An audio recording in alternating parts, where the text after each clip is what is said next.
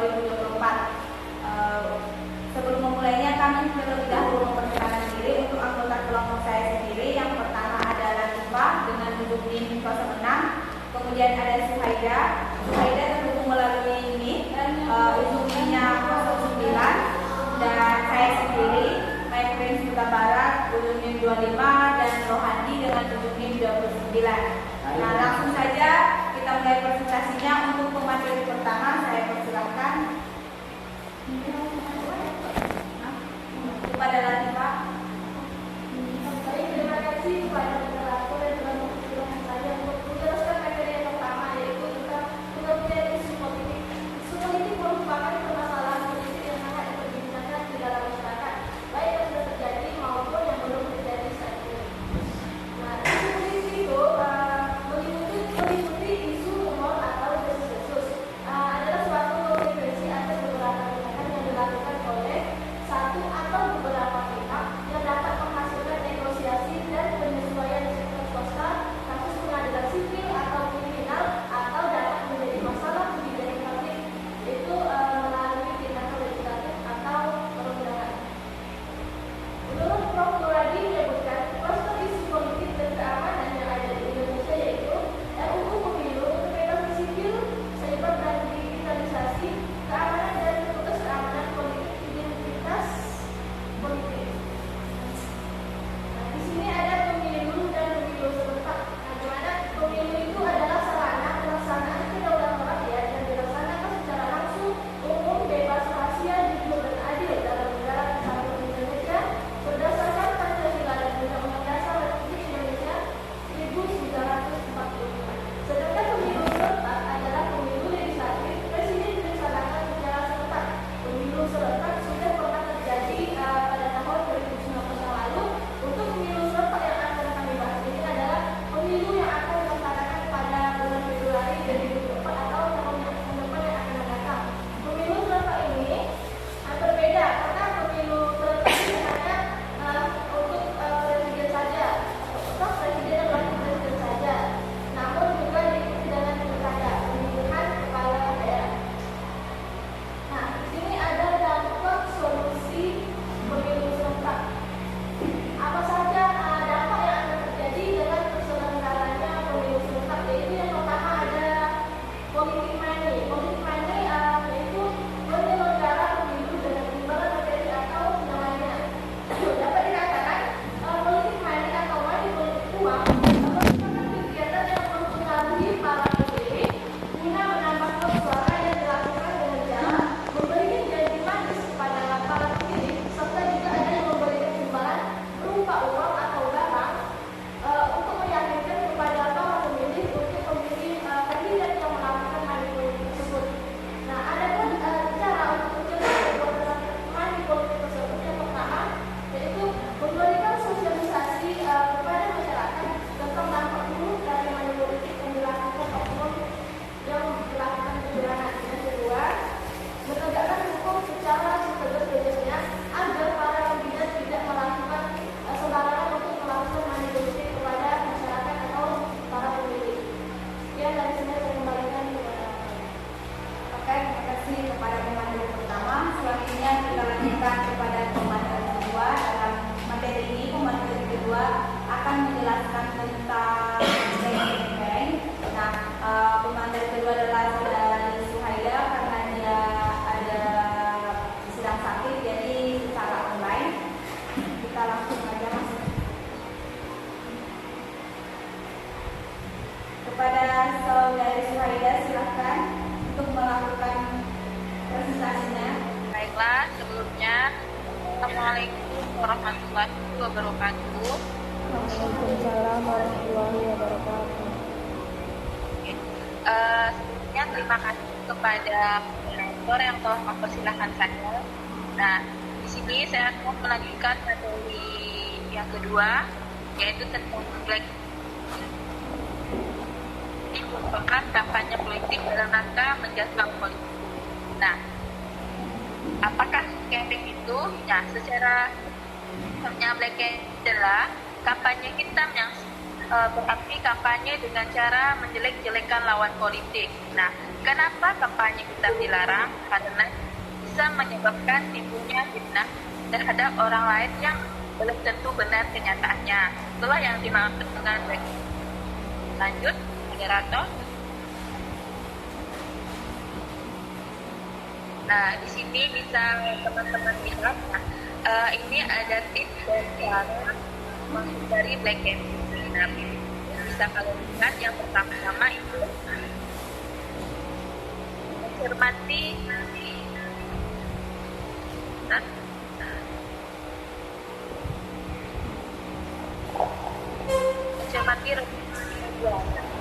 Ini bisa jadi ada media yang berpihak di salah satu pasangan calon. Nah, ini menyebabkan fitnah yang ada di media sosial. Yang kedua itu pahami makna tulisan. Kita harus menggunakan tulisan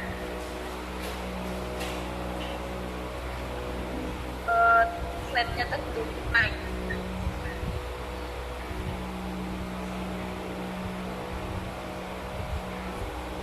Oke, kita lanjut. Kita harus lebih bijak memahami keseluruhan tulisan agar tidak terjadinya timbul atau hoax dalam media sosial. Nah, yang kedua itu ada menyimpang argumen dari berbagai versi.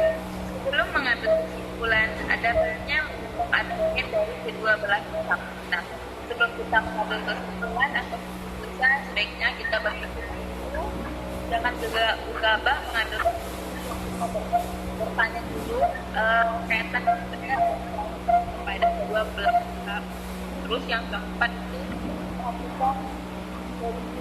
nah, kita harus menyiapkan mengverifikasi terlebih dahulu setiap ini di media di setiap kampanye atau itu banyak informasi tentang ini. Kita jangan sembarang percaya kepada media massa dan kita harus teliti dulu ini benar atau tidak. Yang penting adalah jangan terima opini dulu dari atau kami ini jangan disebar luas. Yang saya jelaskan tadi, teman-teman opini atau dari lawan politik di media sosial ini belum kenyataannya, jadi kita harus dulu benar atau salah. Hati-hati dalam menggunakan jari karena jari ini merupakan kita yang berdampak besar juga media sosial itu banyak ada dampak negatifnya. Jangan sembarang menyebar informasi hoax dan yang belum tentu kebenarannya. Sekian materi dan baik, saya lanjut Oke, selanjutnya kita lanjutkan kepada materi.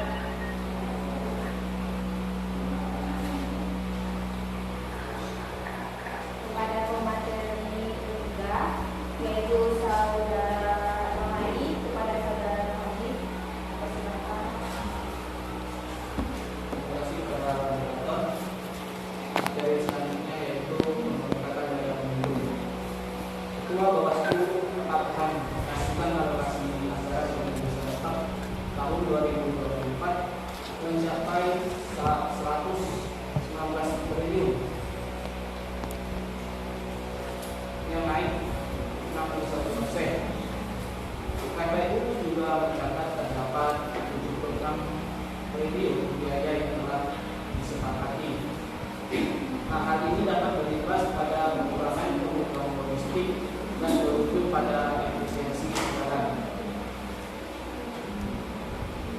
Untuk dana pemilu ini diambil dari dana APBN dan APBD. Untuk dampak positif pemilu serentak. Oke.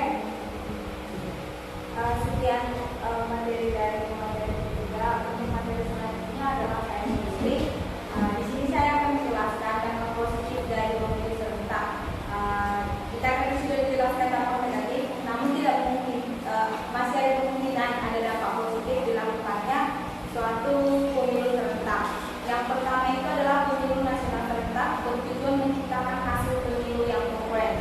Nah, berdasarkan wacana ini, pemilu yang konkret itu artinya adalah terpilihnya pejabat eksekutif baik presiden dan wakil presiden yang mendapat dukungan legislatif sehingga stabil dan efektif dalam pengambilan keputusan dan efektif di dalam kursi parlemen yang dipegang oleh partai yang langsung mengusung presiden terpilih. Maksudnya di sini pemilu jika presiden yang dipilih itu sudah mendapatkan didukung oleh sebuah partai dan partai itu merupakan partai yang didukung oleh beberapa partai, sehingga dalam pengambilan keputusan suatu saat nanti di dalam pemerintahan presiden tersebut akan mendapatkan dukungan dari partai-partai politik yang ada yang meminimalkan terjadinya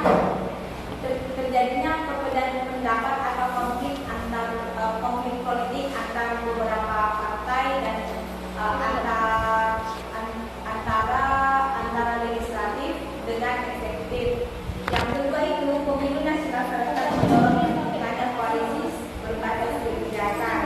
Nah, koalisi berbasis kebijakan ini artinya terjadi penyederhanaan partai politik secara alamiah. Penyederhanaan partai politik ini misalnya seperti ini. Ada dalam pemilu akan ada beberapa partai utama yang dicetus. Namun partai utama ini mendapatkan partai-partai pendukung yang ada di sekitarnya. Contohnya itu PDI Perjuangan mendapatkan dukungan dari bekerjasama yang menjadi kandidat adalah partai PDI Perjuangan. Namun dibalik itu partai PDI Perjuangan mendapatkan dukungan dari partai Hanura, partai Perindo. Kira-kira seperti itulah yang dinamakannya koalisi berbasis kebijakan. Yang ketiga itu pemilu nasional serentak mendorong kualitas parpol yang lebih demokratis. Kenapa kualitas partai politik lebih demokratis jika pemilu dilakukan secara serentak? Karena adanya tadi koalisi partai. Nah, koalisi partai ini sudah termasuk demokrasi antar berbagai partai. Nah, dengan adanya koalisi berbagai partai ini mendukung satu kandidat partai, maka otomatis pendukung dari partai yang sudah mendukung partai kandidat itu akan menyetujui atau memihak baik kebijakan atau keunggulan dari partai kandidat tersebut. Yang terakhir itu adalah pemilu nasional serentak potensial meminimalkan konflik antar partai atau pendukung partai. Konflik tak lagi berkepanjangan sehingga dari sisi manajemen konflik lebih mudah untuk ditangani. Nah, seperti yang tadi sudah saya jelaskan, karena sudah beberapa partai ini sudah bekerja sama, maka secara tidak langsung jika ada sesuatu kebijakan dari partai kandidat tadi, otomatis partai naungannya itu setuju gitu dan tidak menimbulkan konflik yang berkepanjangan. Jika partai politik berdiri masing-masing, kemungkinan akan menimbulkan banyak permasalahan. Salah satunya itu adalah pencemaran seperti adu domba gitu antar beberapa partai. Yang kedua itu jika terjadi hal itu, maka masyarakat juga akan kebingungan dan akan menimbulkan banyaknya golput karena menipisnya rasa kepercayaan kepada partai politik. Mungkin sekian presentasi dari saya dan untuk saran dan kritik dari kelompok kami untuk pemilu serentak 2024 yang akan diselenggarakan dalam hal ini bahwasanya pemilu ini belum terrealisasi, namun isunya sudah meledak dan sudah sangat mempengaruhi banyak elemen di dalam masyarakat, khususnya dalam bidang politik. Nah, untuk mengatasi hal ini, kelompok kami memberikan saran kepada pemerintah dan KPU untuk menjalin kerjasama yang baik dan memiliki koordinasi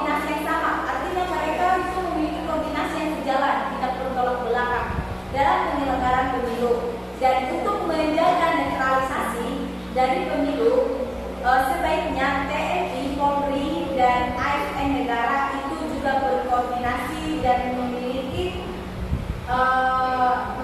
kerjasama dengan pemerintah. Mungkin sekian presentasi dari kelompok saya. Jika ada pertanyaan, saran dan kritik serta masukan yang membangun, kami terima. Untuk sesi tanya jawab, saran kritik kami buka, dan untuk pertanyaan dan baik saran atau kritiknya kami berikan kepada dua orang kesempatan. Bagi teman-teman yang ingin bertanya, kami persilakan.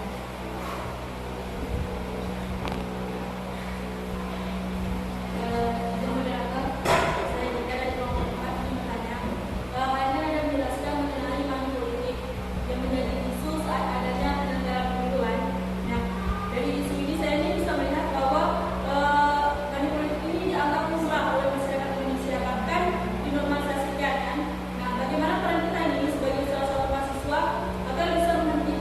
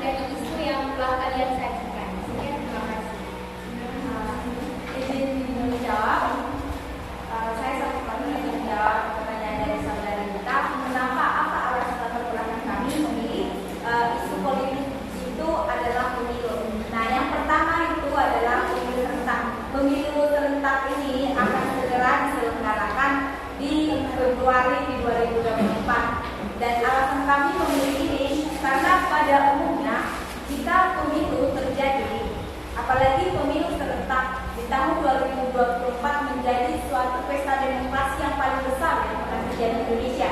Kenapa? Karena untuk pemilu serentak yang sudah pernah terjadi itu hanya ada pemilihan eksekutif dan legislatif, yaitu presiden, wakil presiden, dan DPR serta jajarannya.